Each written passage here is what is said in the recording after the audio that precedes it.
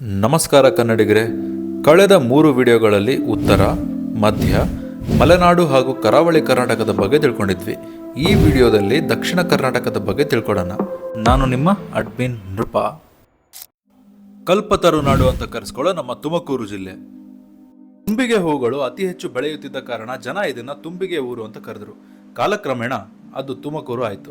ತೆಂಗಿನ ಮರವನ್ನ ಸಮುದ್ರ ಮಂಥನ ಕಾಲದಲ್ಲಿ ಹುಟ್ಟಿದ ಅಪೂರ್ವವಾದ ವಸ್ತು ಕಲ್ಪವೃಕ್ಷಕ್ಕೆ ಹೋಲಿಸ್ತಾರೆ. ಇಲ್ಲಿನ ತಿಪ್ಪಟೂರು ತೆಂಗಿನಕಾಯಿ ಬೆಳೆಗೆ ಫೇಮಸ್. ಹಾಗಾಗಿ ಇದನ್ನ ಕಲ್ಪವೃಕ್ಷಗಳ ನಾಡು, ಕಲ್ಪತರುನಾಡು ಅಂತ ಕರೀತಾರೆ. ಏಷ್ಯಾದ 2ನೇ ಅತಿ ದೊಡ್ಡ ಏಕಶಿಲಾ ಬೆಟ್ಟ ಮಧುಗಿರಿಯಲ್ಲಿದೆ. ಪ್ರಪಂಚದ 3ನೇ ಅತಿ ದೊಡ್ಡ ಸೋಲಾರ್ ಪವರ್ ಪಾರ್ಕ್ ನಮ್ಮ ಪಾವಗಡದ ಶಕ್ತಿ ಸ್ಥಳ. ವಿಚಿತ್ರ ಏನಂದ್ರೆ ಜಿಲ್ಲೆಗೆ ಅಂಟದೆ ಹೋದ್ರೂ ಕೂಡ ಪಾವಗಡ ಈ ಜಿಲ್ಲೆಯ ಒಂದು ಭಾಗ. HALನ ಹೆಲಿಕಾಪ್ಟರ್ ನಿರ್ಮಾಣ ಘಟಕದ ಜೊತೆಗೆ ಹೆಚ್ಚು ಕೈಗಾರಿಕೆಗಳು ಇರುವ ಈ ಜಿಲ್ಲೆ ಸ್ಮಾರ್ಟ್ ಸಿಟಿಗಳ ಪಟ್ಟಿಯಲ್ಲಿ ಬರುತ್ತೆ. ಗುಬ್ಬಿ ವೀರಣ್ಣ ನಾಟಕ ಕಂಪನಿಯ ಜೊತೆಗೆ ಸ್ಯಾಂಡಲ್ವುಡ್ಗೆ ಎಷ್ಟೋ ಜನ ಕಲಾವಿದರನ್ನು ನೀಡಿದ ಕಲಾಭೂಮಿ ತುಮಕೂರು ಜಿಲ್ಲೆ. ತ್ರಿವಿಧ ದಾಸೋಹಗಳನ್ನು ಮಾಡುತ್ತಾ ನಡೆದಾಡುವ ದೇವರು ಎನಿಸಿಕೊಂಡಿದ್ದ ಶಿವಕುಮಾರ ಸ್ವಾಮೀಜಿಗಳ ಕರ್ಮಭೂಮಿ ಇಲ್ಲಿನ ಸಿದ್ಧಗಂಗಾ ಮಠ.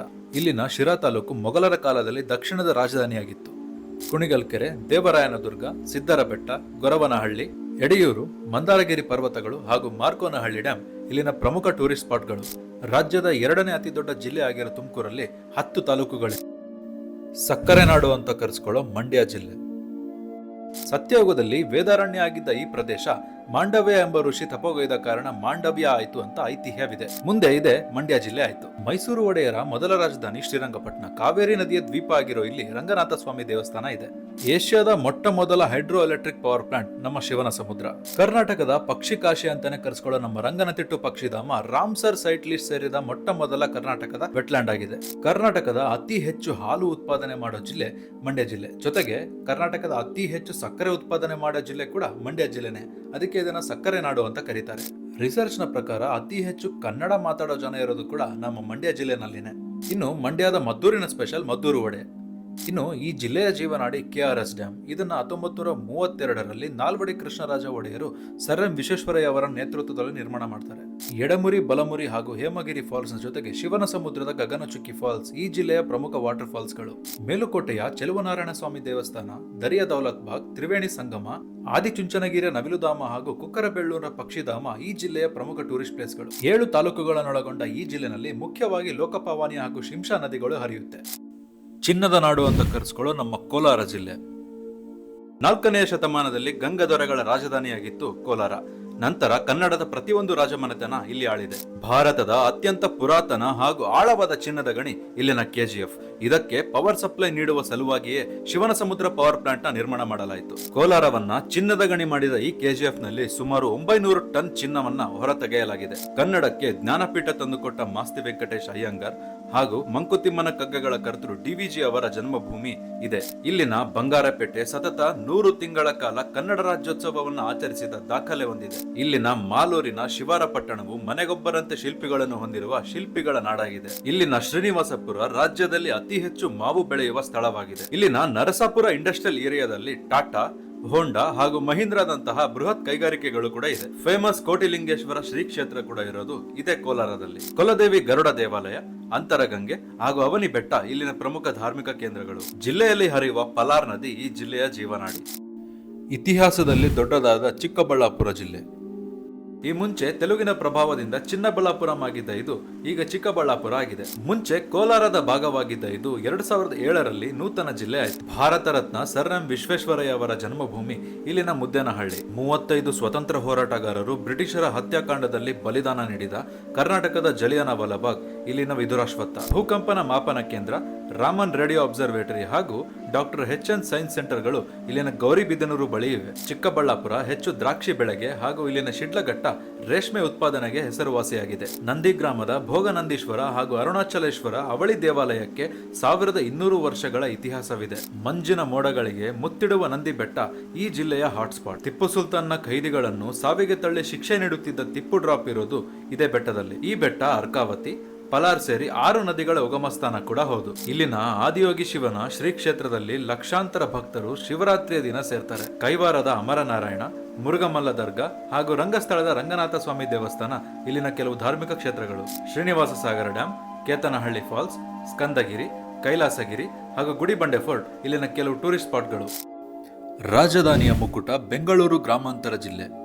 1986ರಲ್ಲಿ ಬೆಂಗಳೂರು ಇಬ್ಬಾಗವಾಗಿ ಬೆಂಗಳೂರು ಗ್ರಾಮಾಂತರ ಜಿಲ್ಲೆ ಆಯಿತು. ನೆಲಮಂಗಲ, ದೊಡ್ಡಬಳ್ಳಾಪುರ, ಹೊಸಕೋಟೆ ಹಾಗೂ ದೇವನಹಳ್ಳಿ ಈ ಜಿಲ್ಲೆಯ ತಾಲೂಕುಗಳು. ಬೆಂಗಳೂರು ಪಕ್ಕ ಇದ್ರೂ ರಾಜ್ಯದ 2ನೇ ಅತಿ ಕಡಿಮೆ ಜನಸಂಖ್ಯೆ ಇರುವ ಜಿಲ್ಲೆ ಬೆಂಗಳೂರು ಗ್ರಾಮಾಂತರ. ದೇವನಹಳ್ಳಿಯಲ್ಲಿ ಕೆಂಪೇಗೌಡ ಇಂಟರ್ನ್ಯಾಷನಲ್ ಏರ್ಪೋರ್ಟ್ ಇದ್ದು ಇದು ದೇಶದ ಮೊದಲ ಗ್ರೀನ್ ಫೀಲ್ಡ್ ಏರ್ಪೋರ್ಟ್ ಆಗಿದೆ. ಹಾಗೇನೆ ಇಲ್ಲಿ ಏರೋಸ್ಪೇಸ್ ಪಾರ್ಕ್, ಬಿಸಿನೆಸ್ ಪಾರ್ಕ್ ಹಾಗೂ ಸೈನ್ಸ್ ಪಾರ್ಕ್ ಗಳು ಕೂಡ ಇವೆ. ನಾಡಪ್ರಭು ಕೆಂಪೇಗೌಡರ 108 ಅಡಿ ಎತ್ತರದ ಸ್ಟ್ಯಾಚ್ಯೂ ಆಫ್ ಪ್ರಾಸ್ಪರಿಟಿ ಇರೋದು ಇಲ್ಲೇ. ಮೈಸೂರು ರಾಜ್ಯವನ್ನಾಳಿದ ಟಿಪ್ಪು ಸುಲ್ತಾನ್ ಹಾಗೂ ನಿತ್ಯೋತ್ಸವ ಕವಿ ನಿಸಾರ್ ಅಹಮದ್ ಅವರ ಜನ್ಮಭೂಮಿ ಇದೆ. ಇನ್ನು ದೊಡ್ಡಬಳ್ಳಾಪುರದಲ್ಲಿ ಸಿಲ್ಕ್ ವಿವಿಂಗ್ ಕೈಗಾರಿಕೆಗಳು ಹೆಚ್ಚಾಗಿ ಕಾಣಸಿಗುತ್ತೆ. ಹಾಗೆ ಇಲ್ಲಿನ ಹೊಸಕೋಟೆಯಲ್ಲಿ ವೋಲ್ವೋ ಬಸ್ ಹಾಗೂ ಟ್ರಕ್ ಗಳ ಮ್ಯಾನುಫ್ಯಾಕ್ಚರಿಂಗ್ ಇಂಡಸ್ಟ್ರೀಸ್ ಕೂಡ ಇದೆ. ನೆಲಮಂಗಲದ ಶಿವಗಂಗೆ ಬೆಟ್ಟ, ಮಾಕಳಿ ದುರ್ಗ, ನಿಜಗಲ್ ಬೆಟ್ಟ ಹಾಗೂ ದೇವನಹಳ್ಳಿ ಫೋರ್ಟ್ ಇಲ್ಲಿನ ಕೆಲವು ಟೂರಿಸ್ಟ್ ಸ್ಪಾಟ್ಗಳು. ಘಾಟಿ ಸುಬ್ರಹ್ಮಣ್ಯ ದೇವಾಲಯ ಹಾಗೂ ವಿಶ್ವಶಾಂತಿ ಆಶ್ರಮ ಇಲ್ಲಿನ ಕೆಲವು ಧಾರ್ಮಿಕ ಕ್ಷೇತ್ರಗಳು. ಇನ್ನು ಈ ಜಿಲ್ಲೆಯಲ್ಲಿ ಪಿನಾಕಿನಿ ಹಾಗೂ ಅರ್ಕಾವತಿ ನದಿಗಳು ಹರಿಯುತ್ತೆ.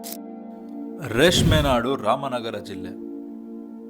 ಮುಂಚೆ ಬೆಂಗಳೂರು ಗ್ರಾಮಾಂತರ ಸೇರಿದ್ದ ಇದು 2007ರಲ್ಲಿ ನೂತನ ಜಿಲ್ಲೆಯಾಗಿದೆ. ಅತಿ ಹೆಚ್ಚು ರೇಷ್ಮೆ ಉತ್ಪಾದನೆ ಮಾಡೋ ಈ ಜಿಲ್ಲೆ ಏಷ್ಯಾದಲ್ಲೇ ಅತಿ ದೊಡ್ಡ ರೇಷ್ಮೆ ಮಾರುಕಟ್ಟೆಯನ್ನ ಹೊಂದಿದೆ. ಹಾಗಾಗಿ ಇದನ್ನ ರೇಷ್ಮೆ ನಾಡು ಅಂತ ಕರೀತಾರೆ. ನಾಡಪ್ರಭುಗಳಾದ ಕೆಂಪೇಗೌಡರ ಹುಟ್ಟೂರು ಇಲ್ಲಿನ ಮಾಗಡಿ. ಇಲ್ಲಿನ ಚನ್ನಪಟ್ಟಣ ಕಟ್ಟಿಗೆ ಗೊಂಬೆಗಳಿಗೆ ಫೇಮಸ್. ಇದನ್ನ ಆಲೆಮರದ ಕಟ್ಟಿಗೆಯಿಂದ ಮಾಡ್ತಾರೆ. ಇದಕ್ಕೆ ಜಿಐ ಟ್ಯಾಗ್ ಕೂಡ ಸಿಕ್ಕಿದೆ. ಇಸ್ರೋದ ಮಂಗಳಯಾನವನ್ನು ಟ್ರ್ಯಾಕ್ ಮಾಡುವ ಇಂಡಿಯನ್ ಡೀಪ್ ಸ್ಪೇಸ್ ನೆಟ್ವರ್ಕ್ ನಮ್ಮ ರಾಮನಗರ ಜಿಲ್ಲೆಯಲ್ಲಿ ಇದೆ. ಎಷ್ಟೋ ಸಿನಿಮಾಗಳು ಹಾಗೂ ರಿಯಾಲಿಟಿ ಶೋಗಳು ಶೂಟಿಂಗ್ ಆಗುವ ಇನೋವೇಟಿವ್ ಫಿಲ್ಮ್ ಸಿಟಿ ಕೂಡ ಇರೋದು ನಮ್ಮ ರಾಮನಗರದಲ್ಲಿ. ಇಲ್ಲಿನ ರಾಮದೇವರ ಬೆಟ್ಟಗಳಲ್ಲಿ ರಣಹದ್ದು ವನ್ಯಧಾಮ ಇದೆ. Evergreen Bollywood movie Sholay cinema shooting ಆಗಿದ್ದು ಕೂಡ ಇಲ್ಲೇ. ಹಾಗಾಗಿ ಇದನ್ನ ಶೋಲೆ ಹಿಲ್ಸ್ ಅಂತಾನೂ ಕರೀತಾರೆ. ವಿಧಾನಸೌಧದ ನಿರ್ಮಾತೃ ಕೆಂಗಲ್ ಹನುಮಂತಯ್ಯನವರ ಹುಟ್ಟೂರು ಇರೋದು ಇಲ್ಲೇ. ವೃಕ್ಷ ಮಾತೆ ಸಾಲುಮರದ ತಿಮ್ಮಕ್ಕ ಕೂಡ ಹುಟ್ಟಿದ್ದು ಇದೇ ಜಿಲ್ಲೆಯಲ್ಲಿ. ಮಂಚನಬಲೆ ಹಾಗೂ ಕಣ್ವ ಜಲಾಶಯಗಳು ಇಲ್ಲಿನ ಪ್ರಮುಖ ಜಲಾಶಯಗಳು. ಚುಂಚಿ ಫಾಲ್ಸ್, ಸಾವನದುರ್ಗ, ಸಂಗಮ ಹಾಗೂ ಬಿಳಿಕಲ್ ರಂಗಸ್ವಾಮಿ ಬೆಟ್ಟ ಇಲ್ಲಿನ ಪ್ರಮುಖ ಟೂರಿಸ್ಟ್ ಪ್ಲೇಸ್ಗಳು. ರಾಜ್ಯ ರಾಜಧಾನಿ ಉದ್ಯಾನ ನಗರಿ ಬೆಂಗಳೂರು.